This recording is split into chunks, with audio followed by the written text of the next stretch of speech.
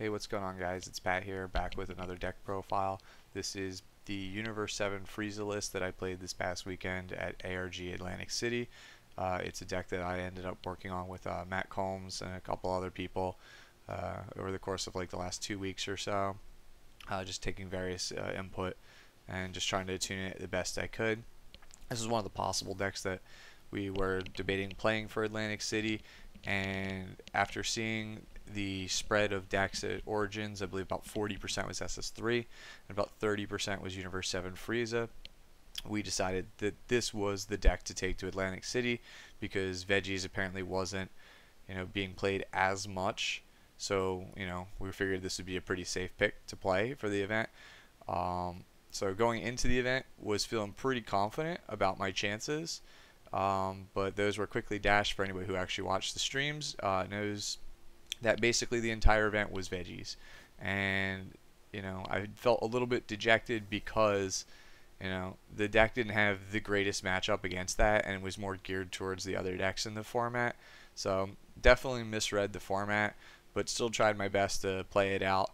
You know, Super awesome event though, regardless of all of that. I'll get into the deck profile in a little bit, but first, a couple shout outs. First off, obviously shout outs to Matt Combs for being my wingman and being an awesome buddy the whole weekend, as well as helping me fix up the deck. Love you, man. Then second off, big shout out to Anthony Hernandez, getting them back-to-back wins. Super impressed as well, as always. Super proud of him. He's doing big things for this game. Whether you love him or hate him, he demands your respect. I still believe that. Just one of the best to play the game, and if he's not in your top 3 list for best players in the game, I don't know what to tell you. The man's just incredible at reading the format, teching out his deck, and he just plays incredibly tight.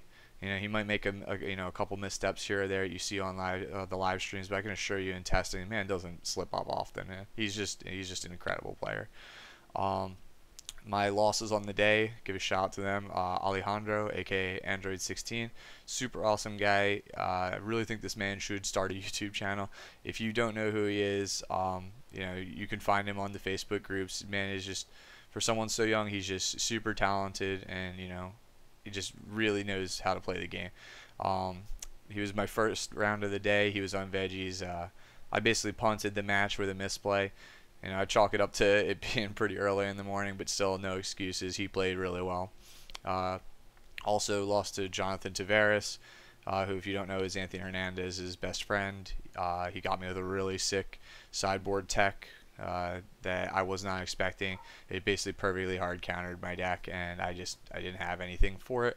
And the final loss of the day that basically eliminated me from the tournament was yet another Veggies player. No stranger to you guys who follow the competitive team, Eon Hill. Even though I got 2-0'd, it came down to the very last card every single game.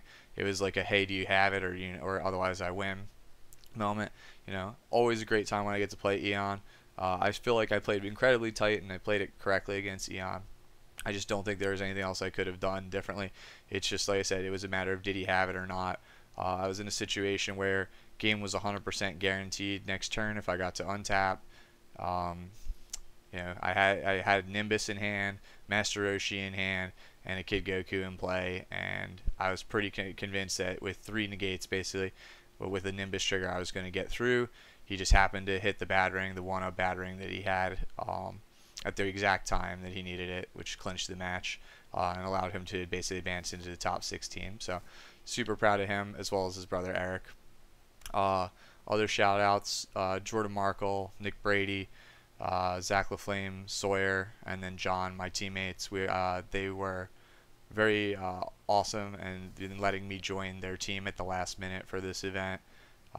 Anytime I get to play with old school Naruto players, it's just awesome. I love those guys. They're absolutely incredible.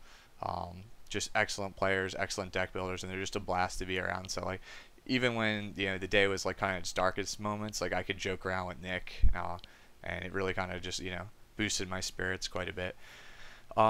Yeah, so like I said, they let me join on their team last minute. Originally, I was going to be with Matt on Anthony Hernandez's team. At least from everybody I talked to, Matt, Ryan Severin, a couple other people. But Anthony had the final say. I went with somebody else. So, like I said, I was confident in my deck choice going into the weekend, but I was a little bit dejected. I was anticipating that I was going to finally get to play with Anthony again, and it didn't work out that way. So, maybe in the future, who knows? Like I said, it was a little bit of a bummer, but I understand where he's coming from. I don't exactly have the results right now. I definitely do want to improve, and this weekend has just made me really hungry for a top right now. I haven't really done anything special since set 1, it feels like, so right now, like I said, I'm fiending for the top. So don't be surprised if you see me playing something that I probably wouldn't play, something very fast, very spiky in the future. So with that out of the way, let's go and move on to the deck list. You'll notice right away here with the red cards, we have 2 Backbone of Universe 7 Son Gokus. In testing, 4 Backbones is really consistent. Doesn't get you out of specific situations. Shugesh is a broken card. You should definitely still be playing them. We found that 3-1 is too clunky for the Shugesh split. If you do 3 Backbones, you don't see the Shugesh, so it has almost no impact. So 2-2 is just perfect. You'll usually see it by turn 4, which is right around the time Victory Strike rolls around, or most of the big all-in plays that many people are going for. 4 Majin Buu full of energy. We don't play Victory Strike in this deck, so Majin Buu is just strictly better.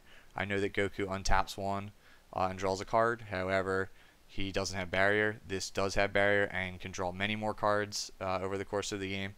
And he's just an excellent card to just pressure your opponent if you can actually get that far. Like I said, this format was not expecting to play veggies literally every round. I think I played veggies 6 out of 8 rounds, which is ridiculous. And he's a lot better in testing than he was in theory, just because the format was just trying to kill you very, very quickly.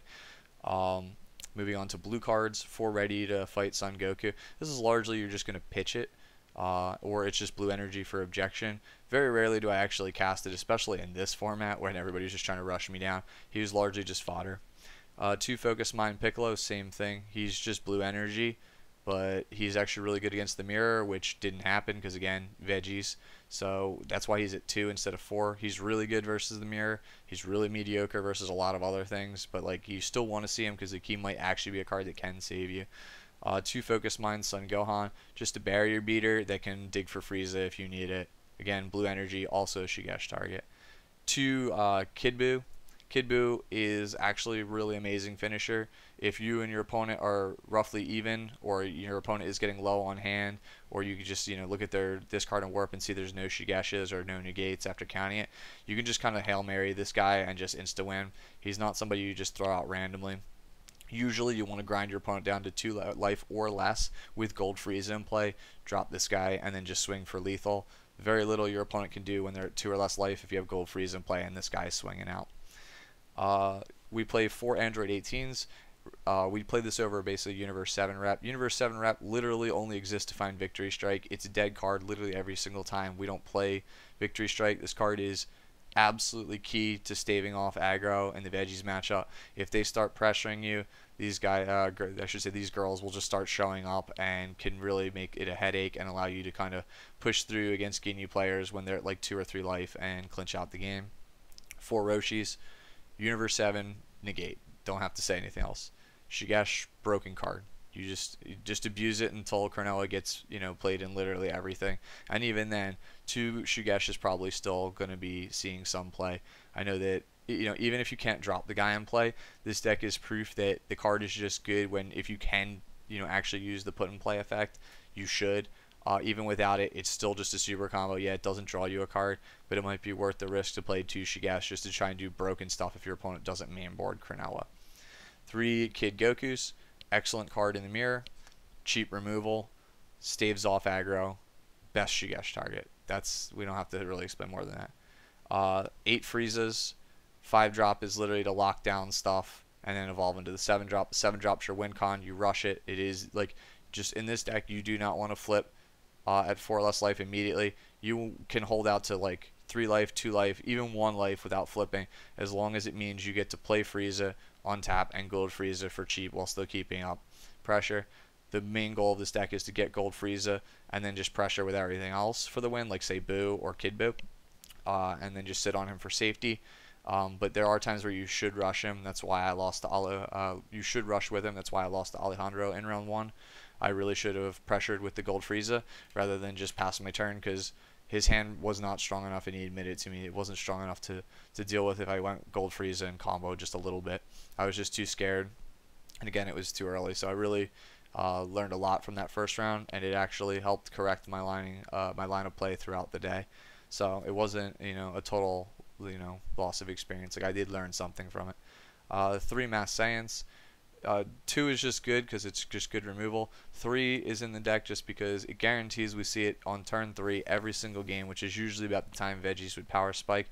The games that I didn't see this on turn 3 were the hardest games. I kept Eon Hill in check really hard at the very end of the tournament with this card hitting it on turn 3 every single game. And I even, played a little bit greedy to guarantee that it was there on turn 3 because the amount of impact that it would have is just massive. Players all day were not charging a yellow until their turn 3, so if I was on the play, this basically just locked it up. If I already had Gold Frieza in hand, it would just get rid of all the Kabas, the 2-drop Cauliflas, and the Trunkses, and just kind of warp them and pressure the Ginyu player to take them from 5 to 3, so that way as soon as I got to Awaken and have Gold Frieza in play, the game just became out of reach. Unfortunately, against Eon, I never really saw Gold Frieza until like turn 6 or 7. I did hold on pretty long though, so like I said, I was pretty proud of how I played that match, even though I eventually ended up getting the L. 1 Mafuba. I'll be honest with you guys, this is largely because, looking at the Origins report, we saw Buhan was being played a pretty decent amount. He was nowhere to be seen at this tournament, and we just didn't have the sideboard space for the extra Mafuba, and we just had 1 extra slot main board, so we just threw it in. Matt had a lot more success with it than me. I played against veggies all day, so the card was just basically dead because I couldn't afford a 2-mana negate. Matt, though, had to play against a couple Apes players and, the mirror, so card was super clutch for him. Objection, great card for just getting to the high drops faster. And since you draw so many cards with this deck, you don't lose any hand advantage. 3 Crusher Ball, staple in this format. It controls aggro. I won many veggies matches by just Crusher Balling the Kaba on play and then just immediately hard killing it next turn. It locks opponents out of a lot of strategies. Just excellent card. Stops aggression, stops victory strike in the mirror.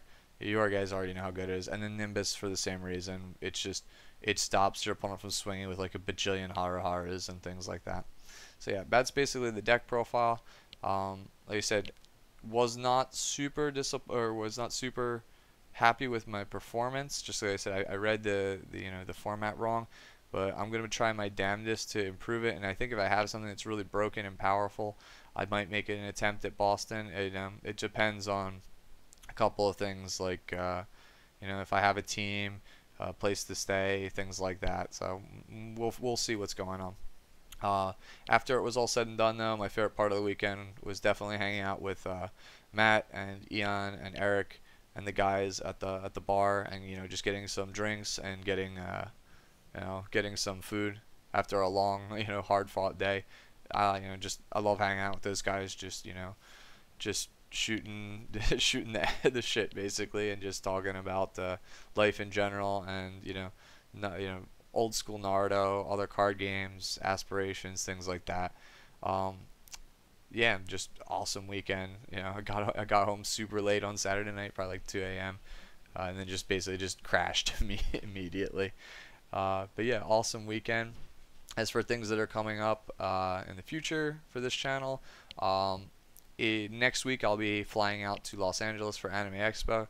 Probably won't be as much Dragon Ball Super content, as I'm hanging out with the old Naruto guys back there. But I might do some vlogging, show you guys the con and some of the stuff if I find anything cool. Speaking of things cool and things going on at the con, Jim has let me know, I think Jim from ARG has let me know that there is a chance, I guess the designers for the game will be at Anime Expo, because apparently it's part of the Dragon Ball tour. So I will definitely try to get a video with them or ask them some questions. If you guys have any questions you want me to ask the designers, please leave them in the comment section below. I will try to ask as many of them as I can for you guys, and I'll return with the answers. Definitely do want to get some FaceTime in with them. Anybody who's watching my videos knows I'm very vocal about some of the things going on in this game. Don't 100% agree with them, so I would like to pick their brain and kind of see where they're coming from and what their what they're attempting to do with the future to try and keep this game upright and make it more successful than it already is. So yeah, that's it for the deck profile. That's it for the video, guys. Hopefully you enjoyed it, and I'll see you guys next time.